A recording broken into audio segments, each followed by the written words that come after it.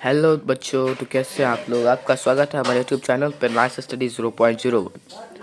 तो हमारा rapid revision शुरू होता है। पहला chapter crop production and it's management. तो इस चैप्टर में कुछ भी नहीं है। सबसे पहले हमें देखना है कि यहाँ पे देख सकते हैं एग्रीकल्चर। तो एग्रीकल्चर का मीनिंग क्या होता है। Agriculture the science and art of cultivating land is called agriculture. Agriculture कब हुआ था? 10,000 BC से ही ये लोग नोमैडिक कम कर रहे थे। फिर क्रॉप क्रॉप किसको बोलते हैं? Plants of the same kinds are cultivated at one place on large scale, it is called crop. Crop किसको बोलते हैं? जब कोई भी प्लांट को एक जगह पे उगाया जाता है। जैसे कि गेहूँ गेहूँ को गेहूँ को अगर हम पूरे ज़मीन में खोदेंगे तो वो हमारा क्या हो जाएगा? वो क्रॉप हो जाएगा। तो यही सब है। आपको एग्जाम्पल याद है। रैपिड रिवीजन में कुछ नहीं है, इसमें ज़्यादातर कुछ भी नहीं। उसके बाद हमारा क्रॉप के वैरायटी। तो वैरायटी में हमारा कुछ नहीं देख सकते, यहाँ पे दिया हुआ है। आपको सवाल भी पूछ सकता है कि क्रॉपिंग पैटर्न्स इंडिया में कितने आइडेंटिफाई किए गए हैं। क्रॉपिंग पैटर्न इंडिया में कितने आइडेंटिफाई किए गए हैं? क्रॉपिंग पैटर्न दो है, खरीफ क्रॉप और रबी क्रॉप। तो जो क्रॉप रेनी सीजन में उगाया जाता है उसको खरीफ क्रॉप बोलते हैं। जो सीजन को विंटर में उगाया जाता है उसको रबी क्रॉप बोलते हैं। और ये खरीफ क्रॉप जून टू सितंबर का होता है, रबी क्रॉप अक्टूबर टू मार्च होता है। खरीफ क्रॉप का एग्जांपल हो गया आपको पैडी, मेज, सोयाबीन, ग्राउंडनट एंड कॉटन। ये सब हमारा खरीफ क्रॉप का हो गया। और रबी क्रॉप का ये होता है अक्टूबर टू रबी क्रॉप का हो गया आपको wheat, gram, peas, mustard and linseed. एक सवाल है आप लोगों से कि हम पैडी को विंटर सीजन में क्यों नहीं उगा सकते। उसका मेन रीज़न ये है कि paddy requires a lot of water, इसलिए इसको हम रेनी सीजन में उगाते हैं। और उसके बाद कह रहा है हमारा एग्रीकल्चर प्रैक्टिसेस कितने हैं हमारे? 7 है।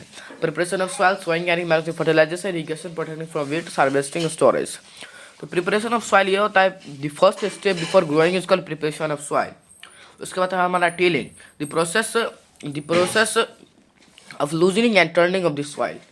जिस प्रोसेस में हम अपने मिट्टी को लूज करते हैं, टर्न करते हैं, उसी प्रोसेस को क्या बोलते हैं? टिलिंग बोलते हैं, प्लाइंग बोलते हैं। ये प्लाव की मदद से होता है। एग्रीकल्चरल इम्प्लीमेंट्स मतलब कोई चीज़ जिससे हम करते हैं, काम करते हैं। प्लाव हो गया, होय हो गया, कल्टीवेटर हो गया, प्लाव में क्या होता है? ये पहले के ज़माने में लोग सब क्या करते थे, अभी भी ज़्यादातर को होते हैं। ये इसमें 2 बुल होते हैं।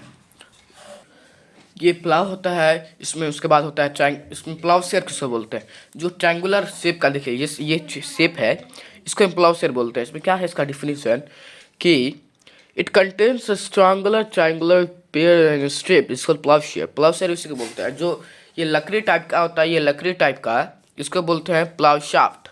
और ये बीम हो गया, ये देख सकते हैं आप लोग, ये बीम हो गया। तो इसके बाद इतना ही जानना है इसमें, और इसके ज़्यादा कुछ भी नहीं पूछ सकता। उसके बाद होई है।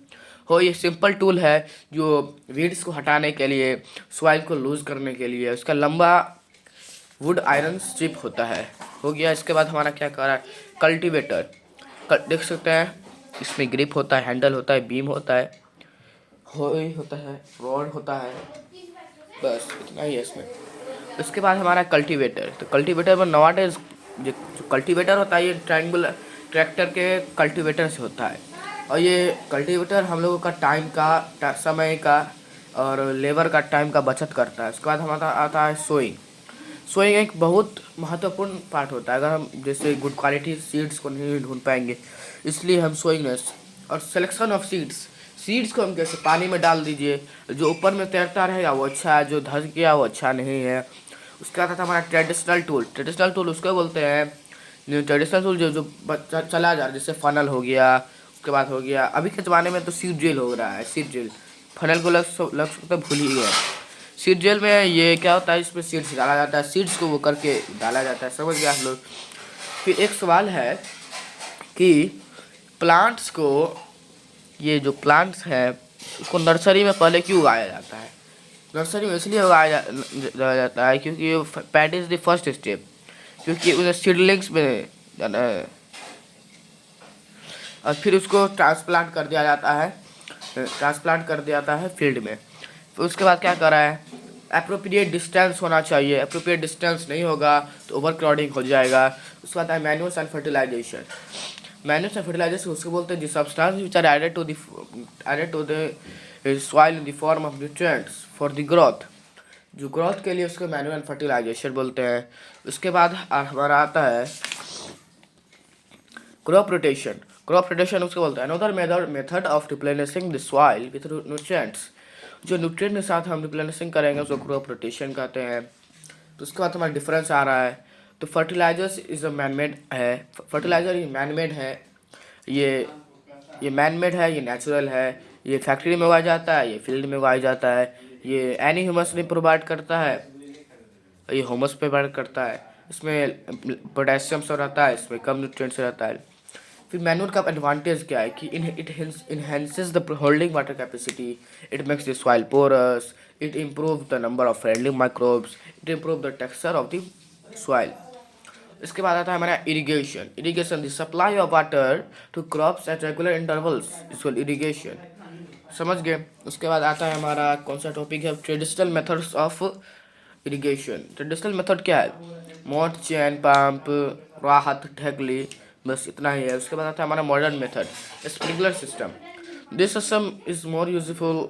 ये सिस्टम बहुत अवेलेबल है क्योंकि परपेंडिकुलर होता है, उसमें नोजल्स होता है जो पूरे करता है। ये ड्रिप सिस्टम में क्या होता है, इस सिस्टम में ड्रॉप बाय ड्रॉप किसमें गिरता है, ड्रॉप बाय ड्रॉप हमारे उसमें गिरता है, क्या बोलते हैं उसको, प्लांट की जड़ तक गिरता है। ये समझ गए आप लोग। उसके बाद आता है हमारा प्रोटेक्टिंग फ्रॉम वीड्स।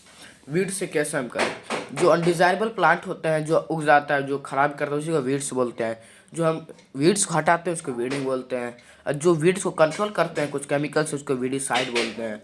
फिर उसके बाद आता है हमारा हार्वेस्टिंग। हार्वेस्टिंग क्या होता है, जब वो मैच्योर हो जाता है उसके बाद काटा जाता है, उसको हार्वेस्टिंग बोलते हैं। फिर उसके बाद थ्रेसिंग बोलते हैं। थ्रेसिंग उसको बोलते हैं the process from removing from grain from chaff. Chaff से हम अलग करते हैं थ्रेसिंग। विनोइंग तो आप लोग 6 में ही पढ़ेंगे जब हम गिराते हैं, जब हम आप लोग देखे होंगे कि जब हम लोग ग्रेन से जो धूल सब निकालते हैं हवा की मदद से, उसी को विनोइंग बोलते हैं। तो उसके बाद हार्वेस्टिंग फेस्टिवल्स। हार्वेस्ट फेस्टिवल क्या होता है, पोंगल, बैसाखी, होली, दिवाली, नमनियान, बिहू। इसके बाद हमारा स्टोरेज। स्टोरेज क्या है, जब कोई चीज those grains are kept in a place which is called storage, और प्लेस का नाम होता है silos and granaries। Animal husbandry क्या होता है, एनिमल हस्बेंड्री उसको बोलते हैं जहाँ पे क्या बोलते हैं, एनिमल को रियर्ड किया जाता है और उससे फूड निकाला जाता है, उसी को एनिमल हस्बेंड्री बोलते हैं। तो ये चैप्टर हमारा खत्म हो गया। इसके बाद हमारा आपके लिए लाएंगे क्वेश्चन बैंक। क्वेश्चन बैंक में हम बहुत अच्छा अच्छा सवाल सब लाएंगे, इसलिए आज के लिए इतना ही। उसके बाद अगले चैप्टर में क्वेश्चन बैंक, उसके बाद फिर सेकंड चैप्टर का रिवीजन। Thank you.